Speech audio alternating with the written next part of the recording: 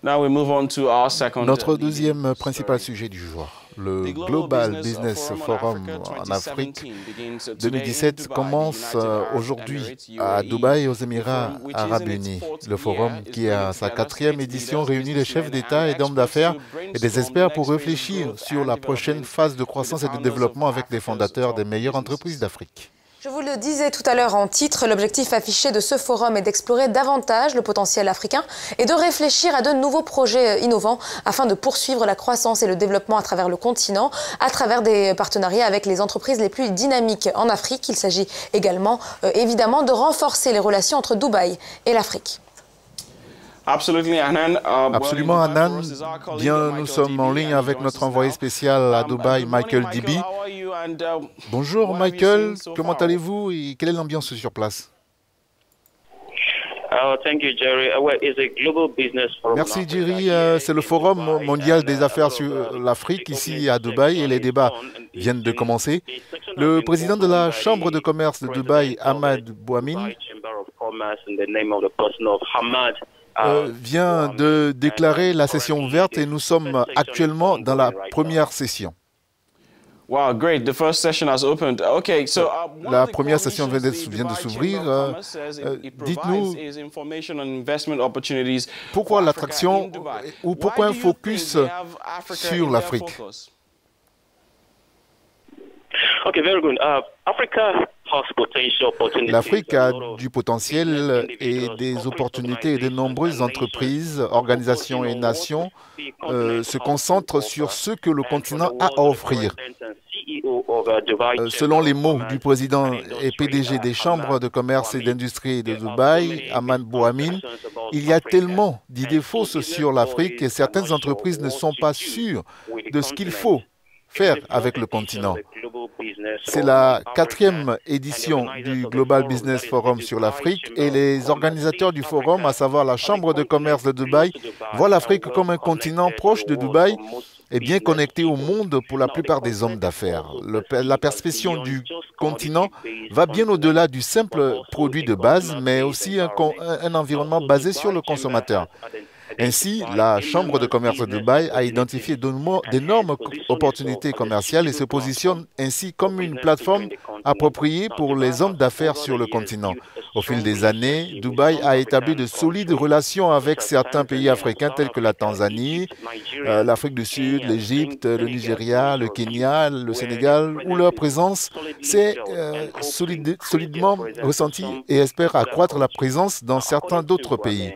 Selon Bouamine, environ 11 milliards de dollars ont été investis en Afrique par le Golfe en 2016.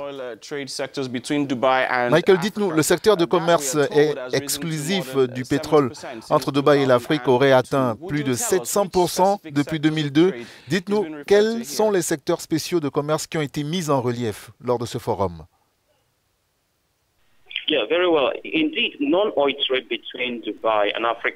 D'après les données sur les investissements étrangers directs publiées en août, les projets en Afrique ont chuté de 16% en 2016, alors que la valeur totale des investissements en capital a augmenté de 4% pour atteindre 92,3 milliards de dollars. Donc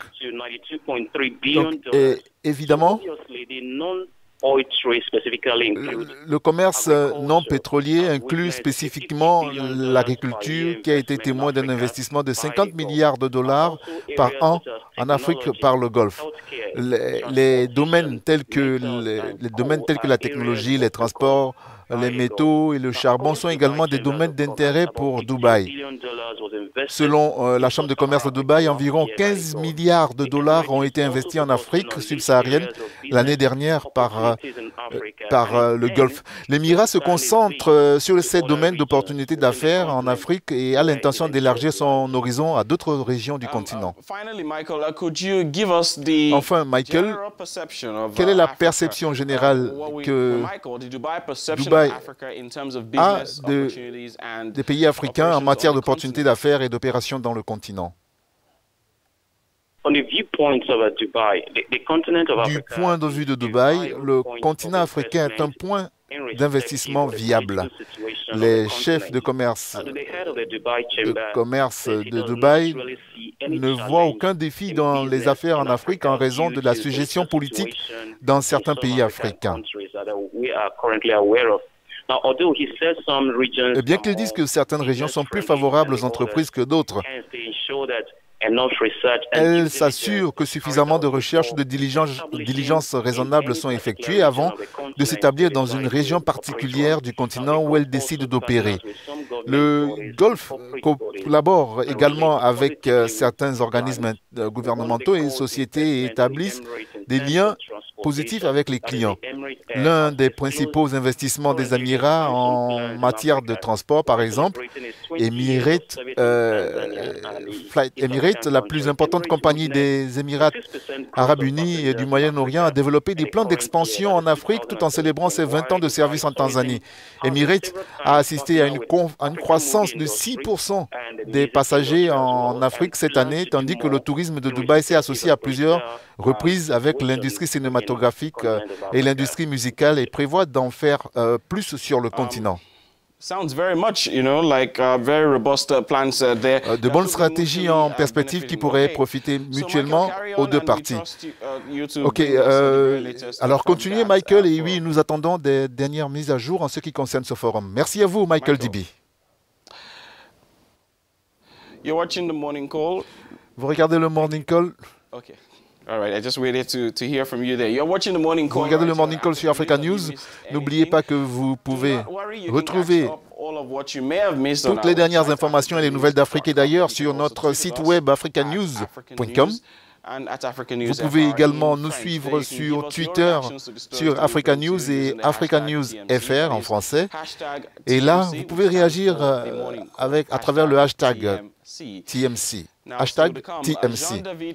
À suivre, dans quelques minutes, la chronique de Jean-David Mignamlé et après les rubriques Business et Sport. Restez en notre compagnie et nous revenons après cette pause.